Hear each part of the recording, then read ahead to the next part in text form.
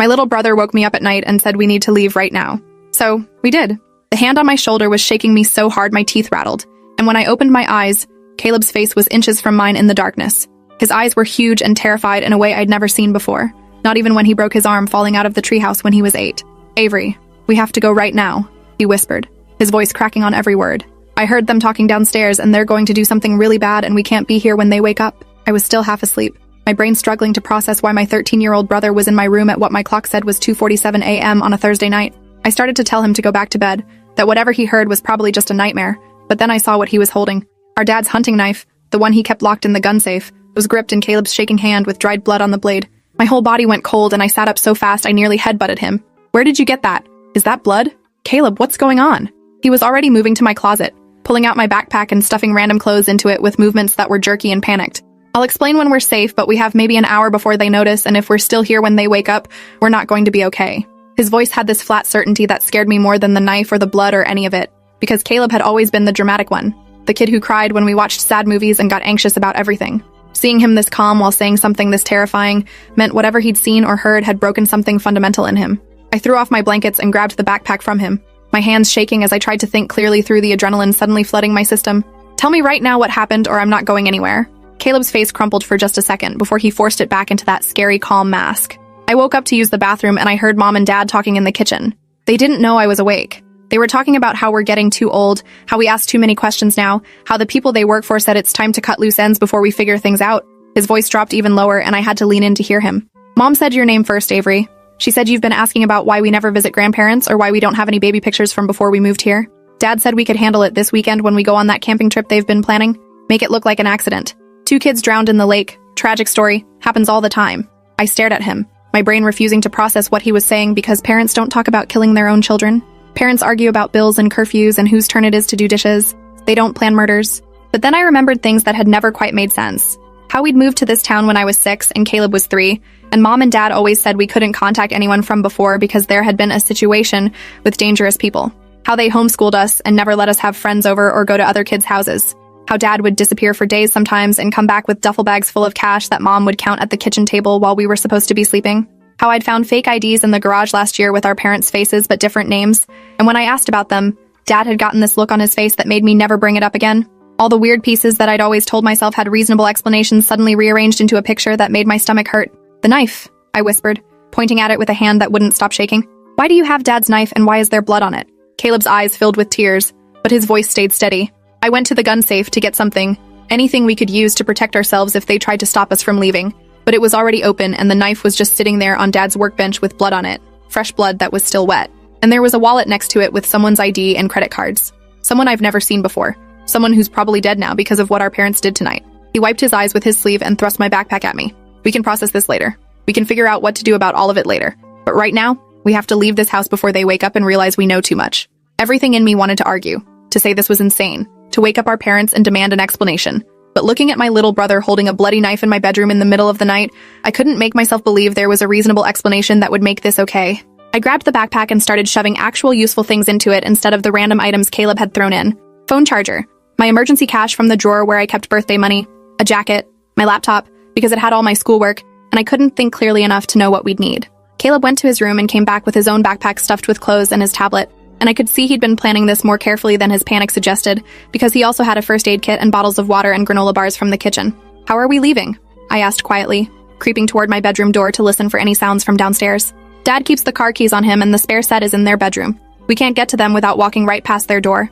Caleb pulled something from his pocket that made my breath catch. He had a full set of car keys that I didn't recognize, attached to a keychain with someone else's initials. "These were with the wallet," Caleb said, and his voice had gone completely flat. "I'm guessing they belong to whoever Dad killed tonight. There's a car parked 2 houses down that I've never seen before. A blue sedan. I checked and these keys unlock it. We can take that car and be gone before anyone even notices." The casual way he said, "whoever Dad killed tonight," made something crack inside my chest because my 13-year-old brother shouldn't know how to talk about murder like it was just another item on a to-do list. I took the keys from him with numb fingers, and we moved through the dark house like ghosts, every creak of the floorboards making my heart stop. I could hear Dad snoring from the master bedroom and see the faint light under the door that meant Mom was probably reading in bed like she did every night. Normal sounds from normal parents who were apparently planning to kill us this weekend and make it look like an accident. We made it to the front door and I slowly turned the deadbolt, praying it wouldn't make the clicking sound it usually did. The bolt slid free with barely a whisper, and I eased the door open. the hinges mercifully silent because Dad had oiled them just last week. We slipped out into the October night air that was cold enough to make me wish I'd grabbed a better jacket, and I pulled the door closed behind us with the slowest, most careful movement of my life. Then we were running across the lawn toward the street, our backpacks bouncing against our shoulders, heading for a blue sedan parked under a streetlight 2 houses down that belonged to someone who was probably dead. I clicked the unlock button and the car chirped once, way too loud in the sleeping neighborhood, and we threw our bags in the back and jumped into the front seats. My hands shook so badly I could barely get the key in the ignition, but then the engine turned over and we were pulling away from the curb, leaving the only home I remembered behind us. I drove aimlessly for 20 minutes before my brain started working clearly enough to form an actual plan. We couldn't just drive forever. We had maybe $300 between us and a tank of gas that was showing half full.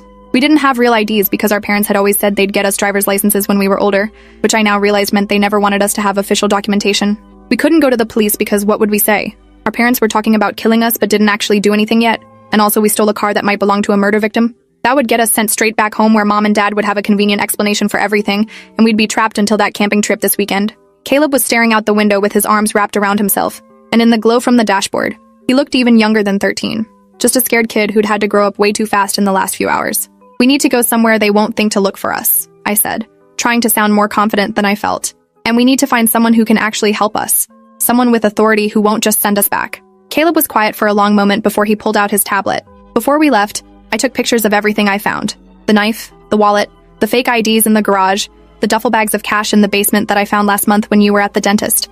I've been documenting things for a while because I kept noticing weird stuff and I thought maybe I was paranoid, but I wanted evidence in case I wasn't. He showed me his photo gallery and my stomach turned as I scrolled through dozens of images. Stacks of $100 bills wrapped in paper bands, multiple driver's licenses with our parents' faces and different names and addresses, handwritten notes in Dad's writing with names and addresses and dollar amounts, that bloody knife laid out on the workbench like some kind of terrible still life. There's more, Caleb said quietly. I found a box in the attic 3 weeks ago when I was looking for Christmas decorations early because I wanted to surprise Mom. It had newspaper clippings about missing people, maybe 15 or 20 different articles from the past decade. Some of them were from cities we lived in before we moved here, from when I was too young to remember. And someone had highlighted certain details in each article about the people who disappeared, their jobs, their families, their bank accounts. I took pictures of every single one. He handed me the tablet and I pulled into an empty parking lot behind a closed grocery store so I could look at the photos properly. My hands were shaking so badly I could barely swipe through the images, but what I was seeing made my blood run cold. Missing person after missing person, each one highlighted with notes in Dad's handwriting about assets and opportunities and logistics. Oh my God, I whispered, because the implications were crashing over me like a wave. Caleb, I think our parents are serial killers, or hired killers or something. This isn't just about them wanting to kill us. This is what they do. This is their job. Caleb nodded and his eyes were wet, but his voice stayed steady. I know. I've known for like a month, but I didn't want to believe it, and I couldn't tell you because I thought maybe I was crazy. But tonight, when I heard them talking about making our deaths look like an accident, exactly the way some of those articles described other people's deaths, I knew I wasn't crazy. And I knew we had to leave right now, or we'd end up as clippings in someone else's box. I hugged him across the center console, this kid who'd been carrying this terrible knowledge alone for weeks while I'd been completely oblivious, worried about normal things like passing my homeschool tests and whether I'd ever get to go to actual college. We sat in that parking lot for maybe 10 minutes while I tried to figure out our next move, and that's when headlights swept across the car from behind us. I looked in the rearview mirror and my heart stopped because I recognized our dad's truck pulling into the parking lot, moving slowly like it was searching for something. They know we're gone, I said, my voice coming out high and panicked. How do they know already? We've only been gone half an hour. But then I remembered the car we were in, the dead man's car, and I realized Dad had probably planned to move it tonight or dispose of it somehow. He'd have noticed it was gone the moment he went outside. I threw the car into drive and gunned it toward the parking lot exit, not even caring about being careful anymore. Dad's truck accelerated behind us, and I could see him clearly in my mirror, his face set in this expression I'd never seen before, cold and focused and nothing like the dad who made pancakes on Sunday mornings. I ran a red light turning onto the main road and another car had to swerve to avoid us, the driver laying on the horn. Caleb had his seatbelt clutched in both hands and his eyes squeezed shut, and I felt terrible for scaring him, but I didn't know what else to do. Dad's truck stayed right behind us, easily keeping pace, and I realized with growing horror that he wasn't trying to stop us by ramming us or cutting us off. He was hurting us, pushing us away from the downtown area toward the industrial district where there wouldn't be witnesses. Every turn I tried to make, he anticipated, blocking me with his truck until my only option was to keep going straight toward the dark, empty warehouses at the edge of town. My phone rang from where I'd thrown it in the cup holder and I could see Mom's name on the screen, but I didn't answer because what would be the point? She'd try to talk us into pulling over, into trusting them, and I couldn't let Caleb hear her voice because he was barely holding it together as it was. The road dead-ended at an old shipping facility that had been closed for years, chain-link fence surrounding crumbling concrete buildings. I slammed on the brakes and the car skidded to a stop maybe 20 feet from the fence, and Dad's truck pulled up behind us, blocking our only escape route. For a few seconds, nobody moved. Then Dad's door opened and he stepped out. And in the glow of the headlights, I could see he was holding something that made my mouth go dry. His hunting rifle, the one he used for deer season, was cradled in his arms like this was just another day at the range. He walked toward our car slowly, almost casually, and I locked all the doors even though I knew it wouldn't matter. A rifle could punch through car windows like they were paper. Caleb was crying now, these quiet hitching breaths, and I reached over to grab his hand. "Whatever happens," I whispered, "I'm so proud of you for trying to save us. You're the bravest person I know." Dad reached my window and tapped on it with the barrel of the rifle, and my whole body went rigid with terror. His voice came muffled through the glass. "Avery, open the door. Let's talk about this like adults." The word adults coming from a man pointing a gun at his teenage daughter would have been funny if it wasn't so horrifying. I stayed frozen, trying to think of any possible way out of this situation. The car was blocked front and back. Dad had a rifle and probably his handgun too. We had no weapons except Caleb's knife and no training in how to use it.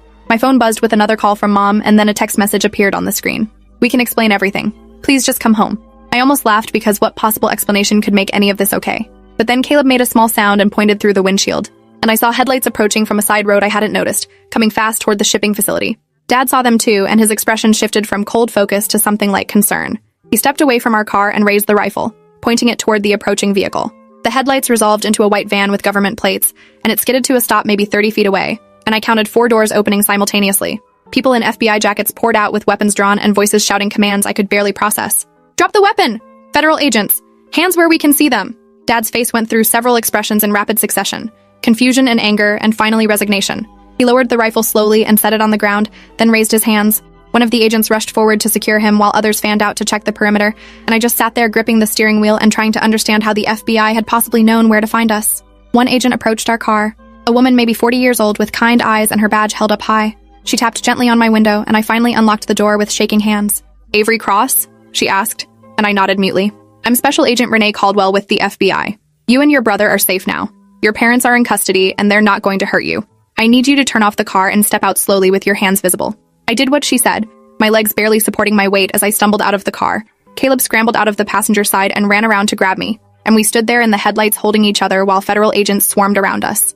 Agent Caldwell kept talking in this gentle, steady voice, explaining that they'd been investigating our parents for 6 months and had warrants for their arrest on multiple charges, including murder, fraud, and racketeering. They'd been monitoring the house with surveillance equipment, waiting to gather enough evidence for charges that would stick. When they saw us leave in the victim's car at 3 a.m. with our father in pursuit, they'd scrambled a team immediately because they knew our lives were in danger. "How long have you known?" I asked, my voice coming out hoarse and broken. "How long have you been watching us live in that house with them while knowing what they were?" Agent Caldwell's expression tightened with something that might have been guilt. "We've had surveillance on your parents for 6 months, but we only confirmed your existence 3 months ago.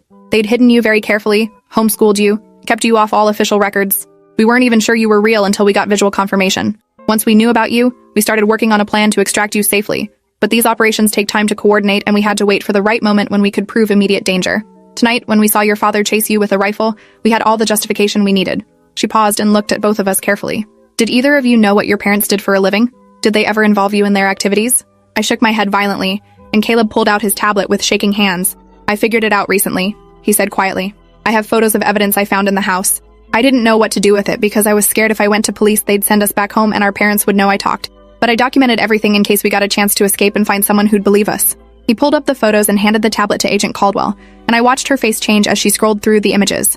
The knife, the wallet, the cash, the newspaper clippings, all of Caleb's careful documentation from the past month. "This is incredibly helpful," she said quietly, and there was something in her voice that sounded like sadness. "You're a very brave young man. Both of you are. Most people wouldn't have survived what you went through tonight." She called over another agent and showed him the tablet, and they conferred in low voices while I tried to process that this was actually real, that we were actually safe, that the FBI had been watching our house for months and we'd never known. Another vehicle arrived, this one an unmarked sedan, and a man in his 50s got out wearing a suit that looked expensive even in the dark. He showed his badge to the agents securing the perimeter and walked directly to Agent Caldwell. They spoke quietly for a moment, and then he turned to look at Caleb and me with an expression that was hard to read. "I'm Assistant Director Gerald Monroe," he said, his voice formal but not unkind. "I've been leading the investigation into your parents' activities. We have a lot to discuss, but first we need to get you somewhere safe and warm where we can conduct proper interviews. You're not in any trouble. I want to be very clear about that. You're victims and witnesses, and we're going to do everything we can to support you through this process. But we do need to ask you questions about what you saw and heard tonight, and anything else you might know about your parents' activities." I looked over at where Dad was being loaded into the back of an FBI vehicle, his hands cuffed behind his back, and I felt this strange disconnect, because he still looked like my dad. Still had the same face that had read me bedtime stories when I was little and taught me how to ride a bike and smiled at me over birthday cakes. How could that person be the same person who just chased us with a rifle and planned to kill us on a camping trip? How could both versions exist in the same body?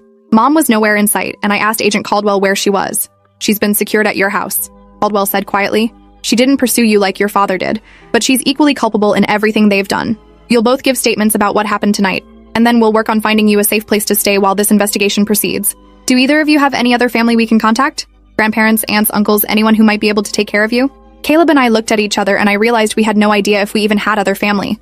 Our parents had always said everyone from before was either dead or dangerous, but I now understood that was probably just another lie to keep us isolated.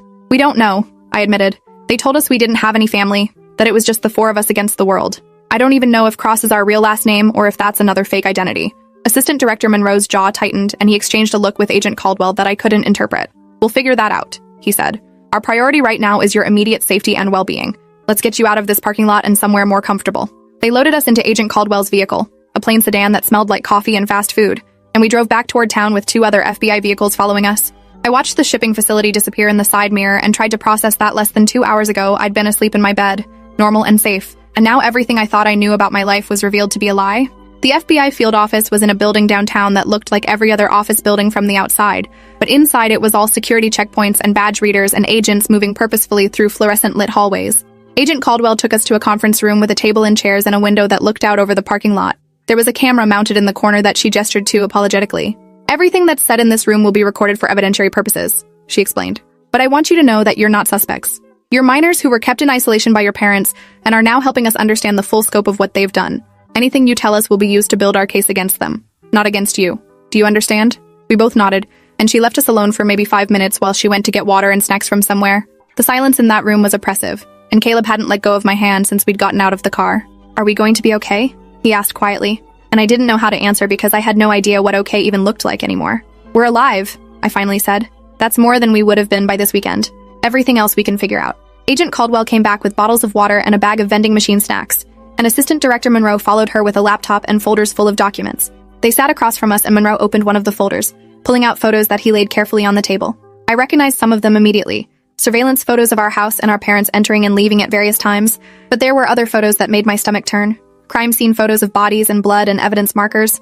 I'm going to show you some difficult things, Monroe said, his voice gentle despite the horrible images. But I need you to understand the full scope of what your parents have been doing so you can help us ensure justice for all their victims. Over the next hour, Monroe walked us through their investigation into our parents' activities. They weren't serial killers in the traditional sense. They were contract killers who worked for organized crime families and occasionally wealthy individuals who wanted problems eliminated. The FBI had connected them to at least 18 murders over the past decade across 6 different states, though they suspected the real number was much higher. Most of the victims were other criminals, people involved in drugs or money laundering who'd become liabilities to their organizations. But some were innocent people in the wrong place at the wrong time, witnesses who'd seen too much, spouses who'd become inconvenient. Our parents had moved from city to city, changing identities each time, always staying just ahead of law enforcement until this investigation finally caught up with them. The documents your brother photographed are incredibly valuable, Monroe said, gesturing to Caleb's tablet, which was now connected to his laptop. These newspaper clippings match up with several of our cold cases, and his documentation of the blood evidence and wallet from tonight's victim will help us close at least one open murder investigation. I felt sick hearing him talk about murders and victims in clinical terms, while looking at my little brother's photos documenting our father's crimes. Who were we before this? I asked, surprising myself with the question. You said they hid us carefully. Does that mean we had other names? Other lives? Monroe and Caldwell exchanged another look, and then Monroe pulled out a different folder. Inside were birth certificates and photos of 2 small children I didn't recognize at first. The girl looked maybe 5, with dark curly hair and a gap-toothed smile. The boy was around 2, chubby-cheeked and laughing at something off camera. It took me a long moment to realize I was looking at Caleb and myself from before I could remember. Your names were originally Kennedy and Julian Reed, Monroe said quietly. Your biological parents were Michael and Patricia Reed, and they died in what was ruled a murder-suicide when you were 6 and 3. Your father allegedly killed your mother and then himself, leaving you orphaned. The room spun and I gripped the edge of the table to steady myself. Allegedly, I repeated, focusing on that one word because I couldn't process anything else he'd just said. Monroe nodded grimly. We now believe that murder-suicide was actually a contract killing carried out by the people you know as your parents. They were hired to eliminate your biological parents, who were witnesses in a federal trial against a crime family. After completing the job, they took you and your brother, rather than leaving you to go into the foster system where someone might eventually figure out what really happened. They've been raising you under false identities ever since, moving whenever they thought someone was getting too close to discovering the truth. I couldn't breathe, couldn't think. The people who'd raised me, who I'd called mom and dad for my entire remembered life, had murdered my real parents, and then just taken me and Caleb like we were spoils of war. We'd been living with our parents' killers for 11 years and never knew it. Caleb made this small broken sound, and I turned to see tears streaming down his face. So they were never really our parents at all, he whispered. They were just the people who killed our parents and stole us. Agent Caldwell reached across the table like she wanted to take his hand, but stopped herself. I know this is devastating information to receive, she said gently. And we have counselors standing by who specialize in helping children process trauma, but I want you to understand that what they did to you, keeping you isolated and raising you under false pretenses, that was criminal regardless of how they treated you day to day. Even if they fed you and clothed you and seemed to care about you, they had no right to take you from your biological family and no right to keep you hidden from the world. You were kidnapped victims this entire time. You just didn't know it. The words kidnapped victims echoed in my head, and I tried to reconcile them with my memories of childhood. Birthday parties and homeschool lessons and family movie nights, all of it built on top of a foundation of murder and theft. Do we have other family? I asked, because I needed to know if there was anyone out there who'd been looking for us. Anyone who'd missed Kennedy and Julian Reed. Monroe pulled out more documents, and I saw family trees and contact information, and my heart started beating faster. Your biological father, Michael, was an only child, but your biological mother, Patricia, had 2 siblings, both still living.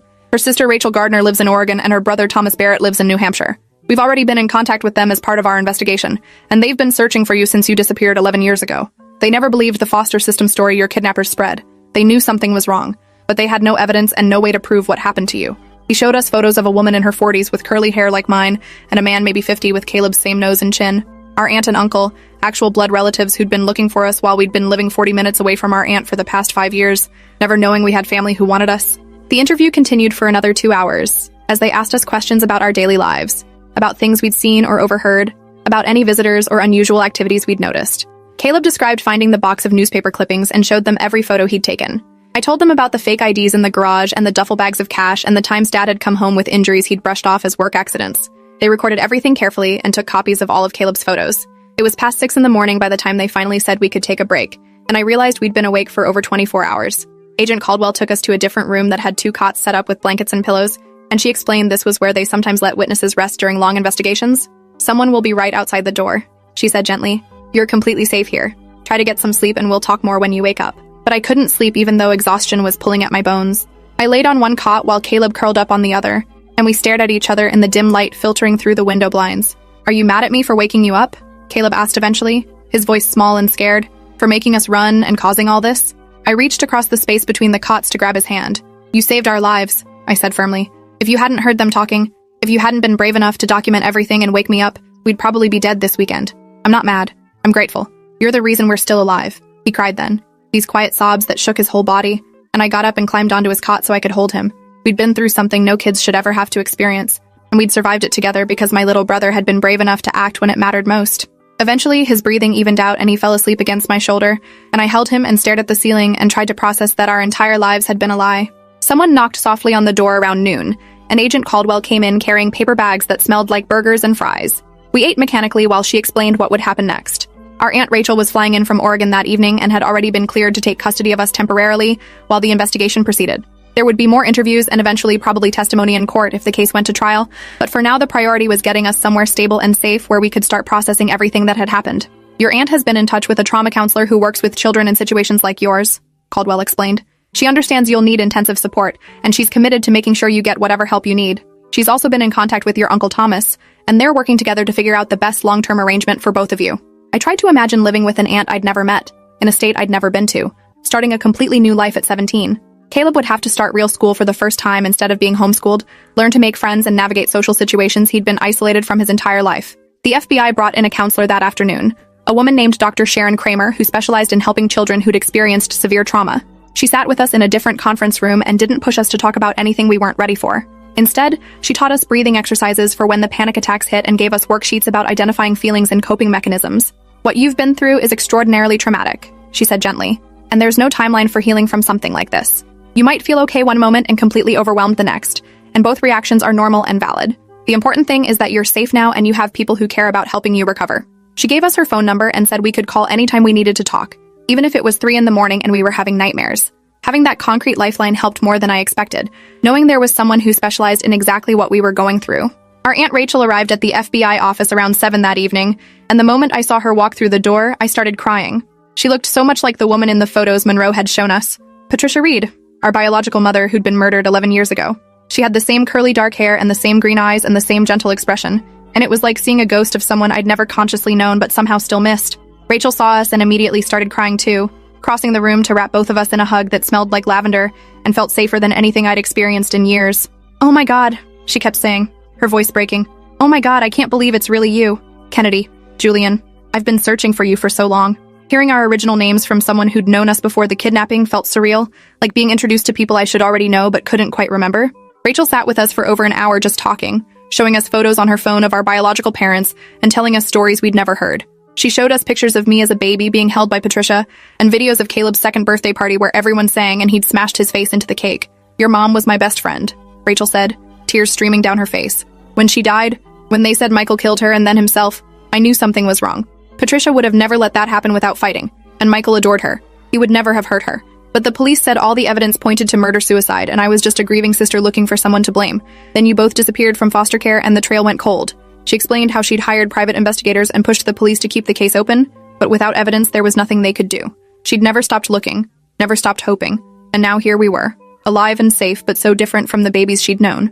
The FBI arranged for us to stay in a hotel that night with Rachel and 2 agents stationed in the room next door for security.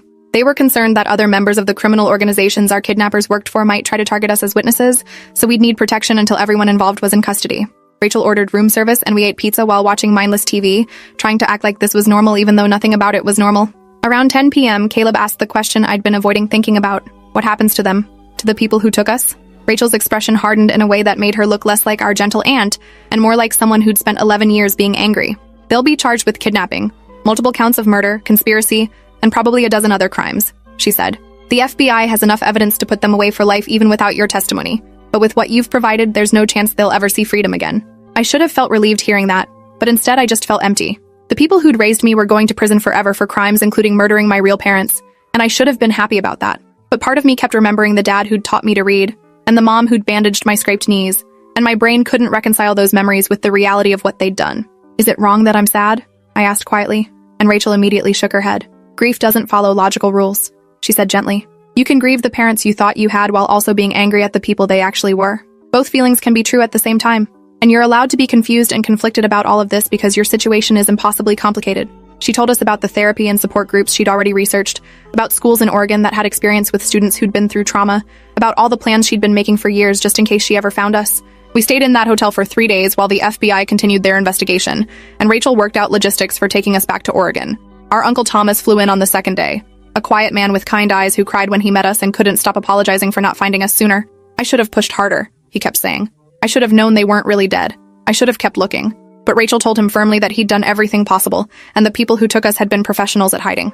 On the 3rd day, Agent Caldwell came to tell us they'd found the body of the man whose car we'd driven, whose wallet and keys Caleb had taken from Dad's workbench.